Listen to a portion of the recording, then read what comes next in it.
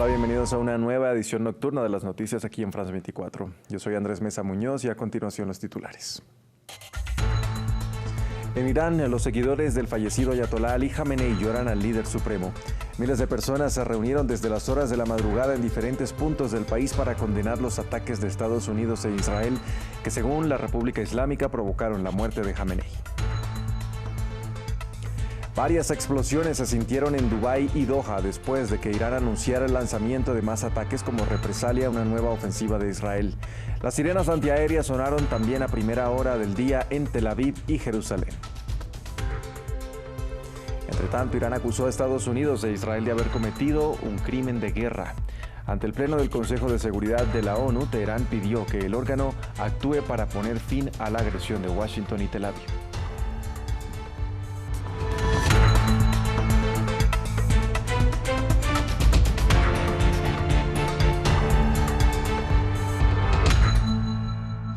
Vamos a empezar en Irán, donde la televisión estatal confirmó la muerte del ayatolá Ali Jamenei tras los ataques de Estados Unidos e Israel. Tras conocer la noticia, los guardianes de la revolución prometieron un castigo severo contra los asesinos del líder supremo y se conoció que 3 altos cargos iraníes, incluido el presidente Masoud Pezeshkian, liderarán la transición. Las autoridades iraníes anunciaron 40 días de luto y 7 días festivos por la muerte, sumada a la del comandante en jefe de la Guardia Revolucionaria y el secretario del Consejo de Defensa. Desde las horas de la madrugada, miles de personas salieron en diferentes puntos del país para condenar la ofensiva y prometieron vengar la muerte de Jamenei. Han martirizado al imán de nuestra Umá. Los haremos miserables. Nosotras, las mujeres, los haremos miserables. Como a Santa Zainab, los haremos llorar. Los borraremos de la faz de la tierra. Creen que estamos de luto y estamos de rodillas. Sí, estamos de luto, pero no hemos caído. Escuchen esto. Enseñaremos al mundo entero el error que han cometido. Alá es el más grande. Con la muerte del ayatolá Ali Jamenei inicia un proceso de sucesión. ¿Cómo se escoge al líder supremo? ¿Cuál es el rol del ayatolá en Irán y en el Islam chiita que se practica en el país persa? Revisémoslo en el informe de Diego Bassani. ¿Cómo se escoge a los líderes supremos de Irán? La muerte de un ayatolá constituye la caída de la cabeza del Estado, pero también del dirigente máximo del chiismo duodecimano en Irán. Es así como la muerte de este tipo de líder religioso y político implica la convocatoria de la Asamblea de Expertos, un organismo conformado por 88 clérigos que son elegidos por el pueblo cada 8 años y cuyos miembros tienen que tener el beneplácito del Consejo de los Guardianes, la entidad encargada de hacer prevalecer los valores de la Revolución Islámica dentro del organigrama del Ejecutivo, el Legislativo y el Poder Judicial. La última de estas elecciones se celebró en 2024, consagrando como su director a Mohammad Ali Mohammedi Kermani, un religioso que ha estado en las filas de la revolución desde sus inicios. La asamblea puede escoger como líder supremo tanto a un ayatolá, el máximo rango dentro de la jerarquía chiita iraní, o a un clérigo de menor rango.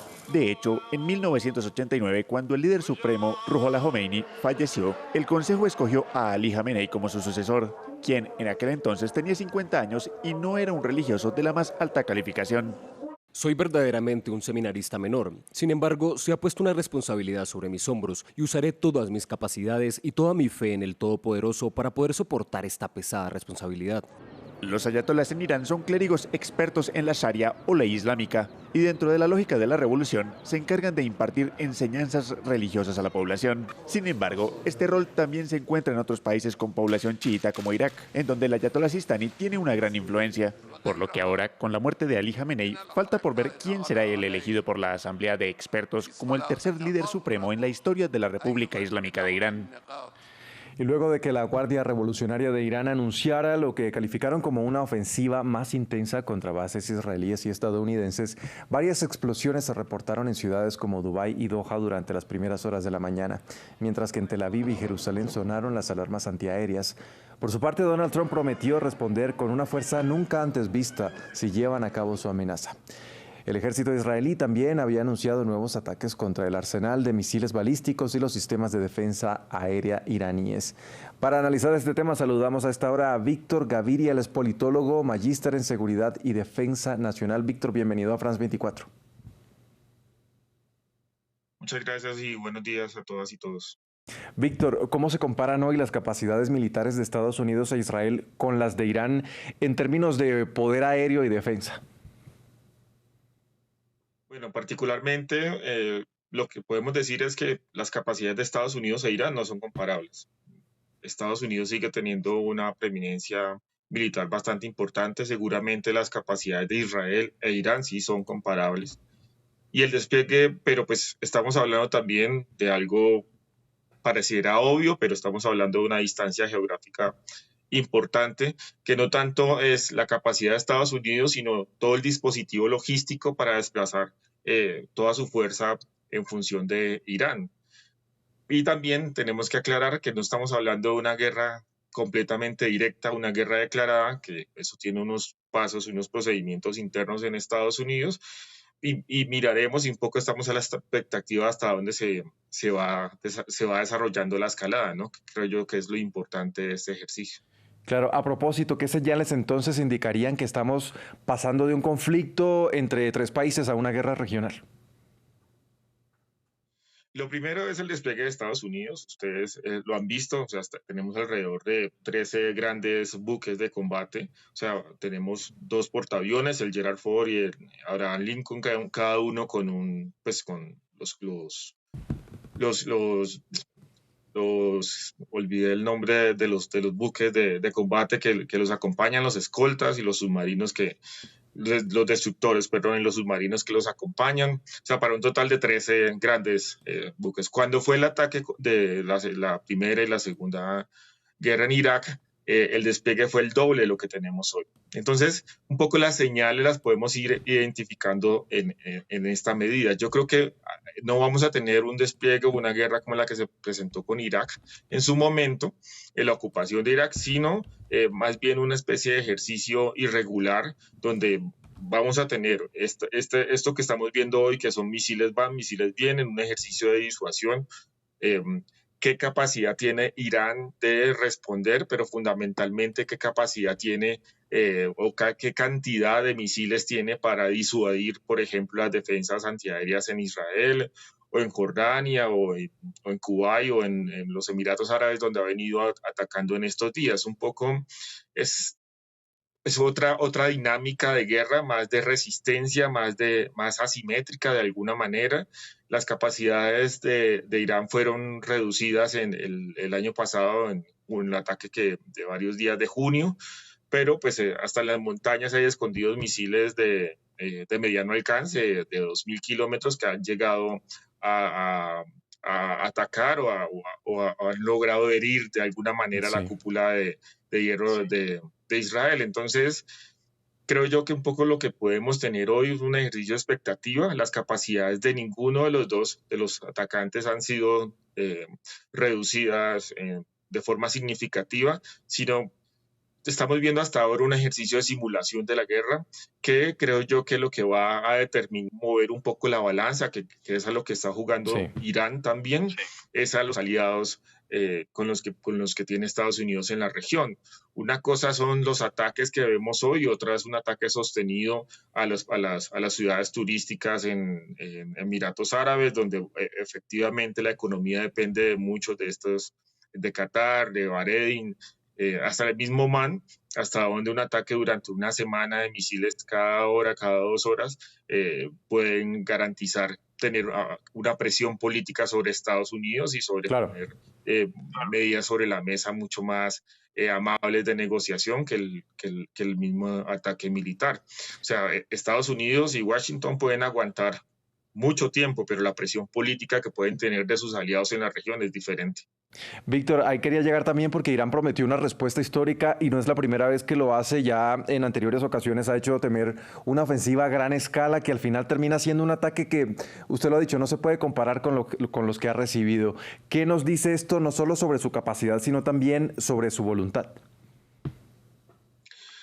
Yo creo que estamos en un ejercicio bastante diferente al que tuvimos el año pasado. O sea, asesinaron al principal líder religioso y político de Irán, y diferente a cuando el asesinato de Soleimani es un golpe al corazón de Irán. Las capacidades de Irán van no solamente con estos misiles de corto y mediano plazo, sino también todos estos misiles que salen a la atmósfera, los intercontinentales. Yo creo que la respuesta en este caso, la posibilidad de una respuesta de guerra por parte de Israel, de Irán, que hasta ahora no ha habido, se puede desarrollar. Creo que no hay otra posible ofensa. Si ustedes han visto las respuestas, porque Irán no ha atacado en ningún momento, las posibles respuestas han sido muy medidas, precisamente evitando una confrontación. Sí. Las capacidades igual regionales de Irán han sido reducidas a partir de no solamente el ataque de junio, sino pues todas las fuerzas, los ataques frente a los hutíes, los ataques a Hezbollah sistemáticos luego de todos los hechos del 2023 a Hamas y a Hezbollah, ha impedido tener, o más bien la ha reducido las alianzas regionales, pero como decía hace un rato, creo lo que está jugando también Irán es a destruir un poco las alianzas regionales o las capacidades regionales que ha acumulado Estados Unidos. Sí. Creo yo que lo que se juega en el ejercicio geopolítico es hasta dónde los países de la región, asiáticos o europeos, logran precisamente o van a permitir que Estados Unidos tenga una presencia, logren reducir las capacidades de Irán, logren poner a alguien cercano al Shah, por ejemplo. Claro, a esta historia del Shah. Sí, y eso lo vamos a ver dentro de los próximos... Creo que va a ser difícil que lo puedan permitir. Sí, lo vamos a ver dentro de los próximos días. Lamentablemente se nos acabó el tiempo. Entonces, Víctor Gaviria, politólogo, magíster en Seguridad y Defensa Nacional, gracias por acompañarnos aquí en France 24. Bueno, muchísimas gracias a ustedes, que estén muy bien. Y entre tanto, el Consejo de Seguridad de Naciones Unidas se reunió de emergencia para debatir sobre los ataques de Israel y Estados Unidos contra la República Islámica. Allí, el embajador iraní ante la ONU denunció la agresión contra Irán como un crimen de guerra y aseguró que causó la muerte de cientos de personas en su país. Por su parte, Estados Unidos aseguró que el ataque buscaba acabar con los recursos militares y nucleares iraníes, ya que según su criterio amenaza la paz y seguridad de Medio Oriente y del mundo. El secretario general de Naciones Unidas advierte que se necesitan negociaciones para alejar al mundo del borde del abismo. Después de los ataques de Estados Unidos e Israel contra Irán, Antonio Guterres hizo estos comentarios durante una sesión de emergencia del Consejo de Seguridad de las Naciones Unidas y criticó a los tres actores. El embajador de Estados Unidos ante la ONU dijo que hasta ahora las negociaciones con Irán habían sido inútiles. La diplomacia estadounidense se intentó repetidamente y de buena fe. El presidente Trump, el secretario Rubio, nuestros enviados especiales Witkoff y Kushner se dedicaron incansablemente a la diplomacia. Pero la diplomacia no puede tener éxito donde no hay una voluntad genuina de cesar la agresión, donde no había un socio genuino para la paz. Declaraciones criticadas por el representante de Irán en la sala. El régimen de Estados Unidos, conjuntamente y en coordinación con el régimen israelí, inició una agresión no provocada y premeditada contra la República Islámica de Irán por segunda vez en los últimos meses, atacando deliberadamente áreas pobladas por civiles en múltiples ciudades grandes de Irán, donde residen millones de personas. Como resultado de este brutal ataque armado, cientos de civiles han sido asesinados y heridos. Por su parte, Israel argumentó que el embate se debió gracias a décadas de provocaciones por parte del gobierno de Teherán. Desafortunadamente, hemos escuchado condenas de algunos miembros de este Consejo y del secretario general de la ONU. Eso es hipocresía. Israel y Estados Unidos actúan para prevenir una amenaza irreversible e inmediata, y la condena es inmediata. Algunos llaman a esto agresión. Nosotros lo llamamos necesidad, lo llamamos supervivencia. De su lado, Rusia rechazó los argumentos de Estados Unidos e Israel y aseguró que Irán debe ser un país soberano. Y en Estados Unidos, cientos de personas salieron a protestar en favor y en contra de la ofensiva estadounidense. Los manifestantes hablan de libertad y esperanza para el país persa. El informe es de Lea Jurel. Un día de bailes, cantos y gritos de felicidad. En Los Ángeles, sede de la mayor comunidad iraní de Estados Unidos, se desataron celebraciones al difundirse la noticia de que el ayatolá Ali Jamenei había fallecido en los ataques llevados por Washington y Tel Aviv. Durante los últimos 3 o 4 meses hemos estado manifestándonos casi semanalmente por lo que está ocurriendo y las atrocidades que se están cometiendo dentro de Irán, así como por el genocidio contra el pueblo iraní, por lo que estamos entusiasmados ante la posibilidad de que finalmente tengamos la oportunidad de derrocar al régimen iraní y y convertirnos en un país democrático. No lo vemos como un ataque, es como la Segunda Guerra Mundial cuando liberaron a los países de Europa y estamos felices de que el pueblo iraní finalmente esté siendo liberado. Sin embargo, otros salieron a las calles de varias ciudades para decir no a la intervención militar estadounidense en la región. Me avergüenza ser estadounidense en este momento. Siento vergüenza por lo que estamos haciendo en todo el mundo. No hemos aprendido nada de la guerra en Irak. Necesitamos un cambio de régimen aquí, en este país. Es una abominación lo que está pasando ahora. Una abominación. Esta es una guerra de multimillonarios por lucro y no queremos tener nada que ver con ella. Por eso estamos aquí para mostrarle al mundo que Trump está actuando en contra de los deseos de su propio electorado y de la población estadounidense y seguiremos alzando nuestras voces hasta que termine esta guerra ilegal. La Unión Estadounidense por las Libertades Civiles se juntó a decenas de legisladores demócratas para exigir al Congreso que tomara medidas inmediatas para poner fin al uso inconstitucional de la fuerza militar por parte de Donald Trump contra Irán. Hasta aquí este informativo. Gracias por acompañarnos.